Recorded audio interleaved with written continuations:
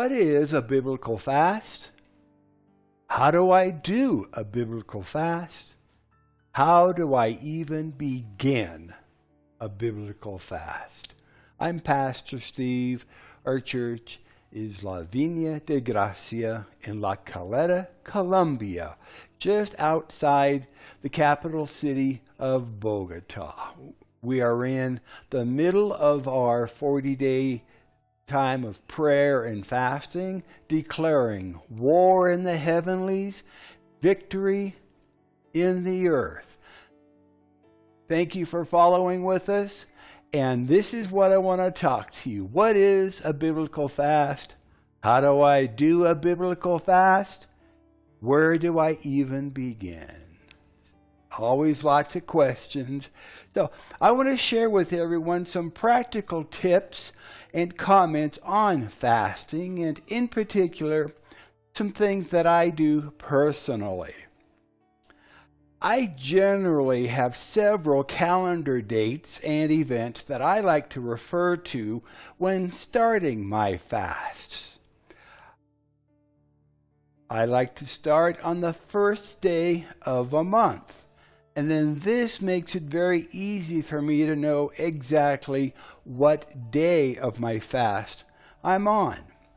In other words, if the date is the 5th of the month, then I know that I'm on my 5th day of fasting.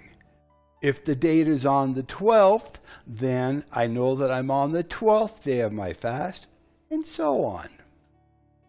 I also like to pick a special day or event to begin my fast, especially the longer fasts. Now, I like to start on January 1st. Because it's the beginning of a new year, and fasting is a great way to kick off and set the tone spiritually for the incoming year. I also like to use my birthday to start my fasting. It is obviously an important date for me, and although it does make it a little more complicated to track the actual days that I have been fasting, you can use any date or special event that makes sense to you. It is more important that you actually begin fasting than it is what day you begin with. Another thing, and this may sound gross or out of place, but even though you are fasting and not eating solid foods, be sure that you remember to brush your teeth regularly, maybe more often than you normally would. Those around you will appreciate your spiritual effort all the more. So there are two types of fasts commonly practiced by Christians today: a partial fast and a complete fast. Now, a partial fast is described in the book of Daniel. For 3 weeks, Daniel, who was a prophet during the time when Israel lived in exile, he abstained only from delicacies like meat and wine. You can read this in Daniel chapter 10, verse 3. A complete fast means drinking only liquids or sometimes juice when fasting for an extended period. Juice fasts will provide you with more energy than water-only fasts and still lead you into the humbling experience of denying your desire for solid, chewable food. If you are new to fasting, start slowly. Progressive steps helps your body become accustomed to the drop in food intake. You can start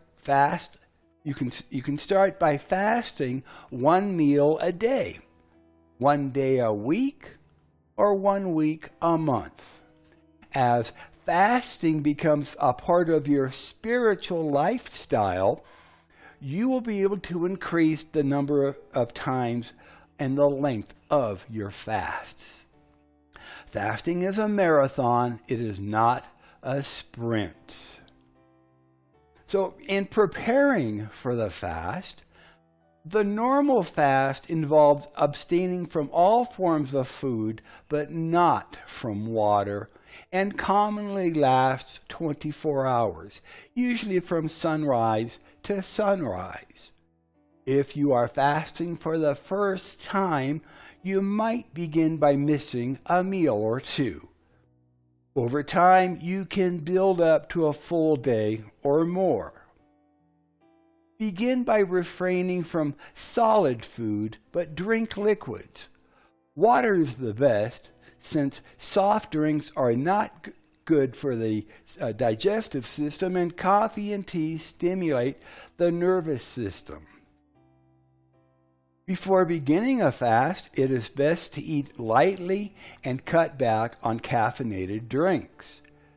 During the first few days of a multi-day fast, it is common to experience headaches as the body withdraws from caffeine. Now, in my experience of both short and long fasts, the first couple of days are generally the hardest because of habit eating. After the third day, I have found that fasting is fairly easy to continue.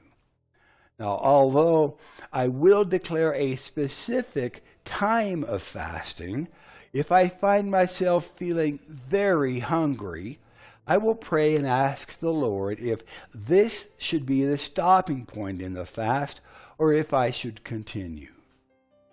Generally, for the more experienced fasters, once hunger returns, it is time to end the fast. One example of this is found in Matthew chapter 4, verse 2. Matthew 4, verse 2. And when he, Jesus, had fasted 40 days and 40 nights, he was afterwards hungry. So if you are planning for an extended fast, say more than 14 days, you should prepare mentally and physically by cutting down on food intake 1 week before the actual fast, taking on a vegetarian type diet to control cravings for food. Reduce your intake of beverages like coffee, tea, and soft drinks as well. Drink plenty of water. And this is always a good idea whether you're fasting or not. And stop watching television. You will soon discover how much advertising goes on about food. In the morning, you're going to see advertising for lunch. At lunchtime, you're going to see advertising for dinner. Around dinner time, late into the evening, you're going to see advertising for snacks, after school, in between meals and treats. So stop watching television. You will discover that it is so much easier when you're not being inundated with advertising promoting what you deserve to eat at lunchtime. So it's your choice, but I found it easier to eliminate or reduce watching the TV. Now, during the fast, set aside specific and significant time to worship and seek God in prayer. Plan ahead so that your time can be unhurried and conducive to enjoy the Lord. Many people begin this time by repenting of any sins the Lord brings to mind and asking for God's forgiveness. This is essential to ensure that sin is not hindering your communications with the Lord. Then plan time to make your requests known to God and to seek His will. Take breaks to study scripture passages that you have chosen. And do not rush your time with God. Take time to listen. Ask, then listen. Keep a notebook and pen nearby to record the ideas, the insights, the directions, and instructions that He impresses upon your mind. When you turn down the noise of Western civilization by fasting, you can more easily hear the voice of our God. Continue to drink plenty of water. Apple or watermelon juice is a great morale booster. And sleep early. The first days of the fast are usually the most challenging. Persevere through this period. Press in and move on.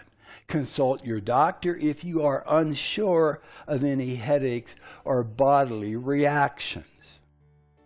When it comes time to breaking the fast, to ending it, breaking the fast may require as much discipline as beginning it.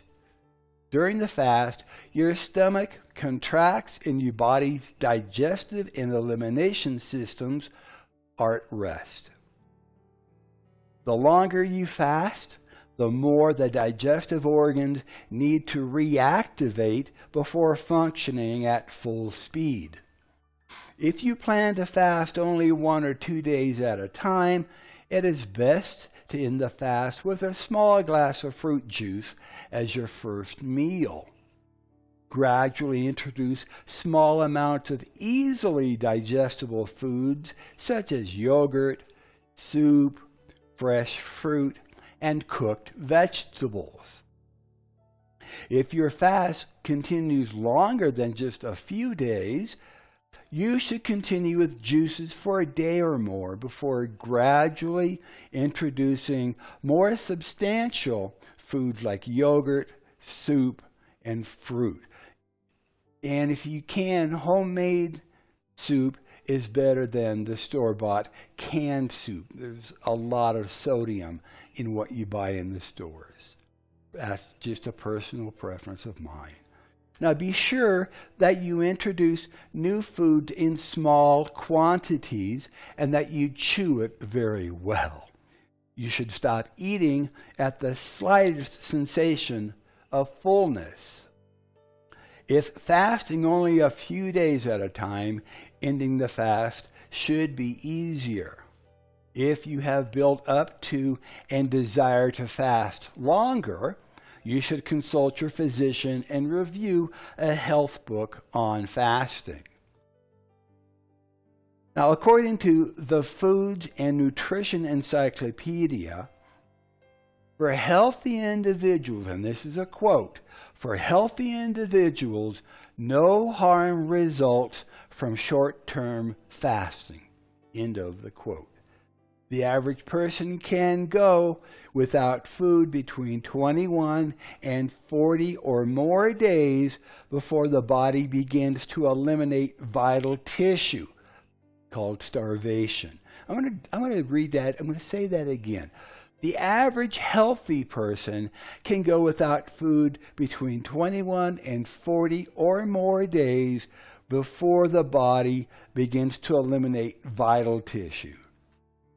If you have underlying health issues such as pregnancy, anemia, behavioral disorders, or other chronic health problems, you should never fast without consulting a physician first. So, what if you fail at fasting? What if you get partway through and grab a meal? Well, fasting is a marathon, not a sprint. It takes time to build up your spiritual fasting muscles. If you fail to make it through your first fast, don't be discouraged. You may have tried to fast too long the very first time, or you may need to strengthen your understanding and resolve. Keep trying until you do succeed. God will honor you for your faithfulness. There have been times in my fasts that I wanted to go a certain length of time, and I only made it 10 days into it. Just continue, or maybe that's the right time to stop your fast. Start again fresh a week or two later. Pray about it and declare the time. It's not a competition. It is a marathon. God will indeed honor you for your faithfulness. So in conclusion, fasting is a way God's people have humbled themselves before Him for more than 3,000 years. Jesus, David, and many other followers of our God have gone without food for a little while to worship and pray to the one who supplies all of our needs. You will be in good company along your dedicated time of prayer and fasting. Preparation is planning with a purpose. Planning with a purpose is what preparation is all about. If you will set aside a little time and seek the Lord about your reasons for fasting and for how long your fast should be, you will have great success. Start slow and easy, making fasting and prayer a regular part of your spiritual exercise in life. And always ask the Spirit of God to help you when you declare your time of prayer and fasting. So I'm Pastor Steve, and may the Lord richly bless you, prosper you, and keep you safe as you follow hard after Him. Until next time, we'll see you then. God bless.